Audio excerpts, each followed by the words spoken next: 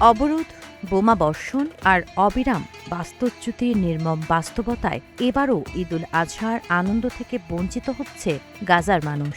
টানা তৃতীয় বছরের মতো গাজা উপত্যকায় কোরবানির ঈদ যেন কেবল স্মৃতির পাতায় বন্দী।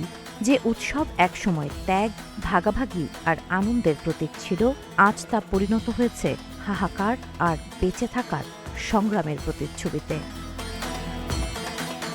গাজার একসময়কার শীর্ষ খামারি জানান, ঈদের মৌসুমে তিনি শত শত পশু বিক্রি করতেন, অথচ আজ তার খামার শূন্য।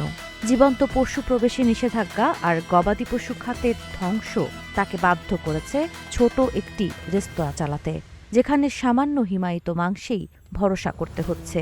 গাজা চেম্বার অব কমার্স বলছে, ২০২৩ সালের অক্টোবর থেকে শুরু হওয়া হামলা ও অবরোধে গাজার ৯০% বেশি গবাদি পশু খাত ধ্বংস হয়ে গেছে। পারফেক্ট ব্লেন্ডার ফ্রেশ মশলা, ভালোবাসার স্বাদ অটুট থাক। যুদ্ধের আগে যেখানে প্রতিবছর ৪০ থেকে ৬০ হাজার পশু আমদানি হতো, এখন সেই প্রবাহ পুরোপুরি বন্ধ। ফলে একটি ভেড়ার দাম $৫০০ থেকে $৬০০ থেকে বেড়ে প্রায় $৭,০০০ পৌঁছেছে, যা সাধারণ মানুষের কল্পনারও বাইরে।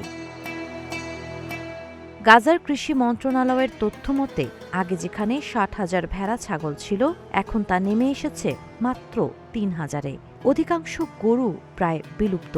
খামার, পশুখাদ্যের গুদাম, ভেটেরিনারি ক্লিনিক সবই ধ্বংসস্তূপে পরিণত হয়েছে। এই সংকট শুধু কোরবানির পশুর অভাব নয়, এটি গাজাবাসীর হৃদয় থেকে ঈদের আনন্দ কেড়ে নেওয়ার গল্প। অনেক পরিবার এখন দিনে একবেলা খাবার জোগাড় করতেই হিমশিম খাচ্ছে।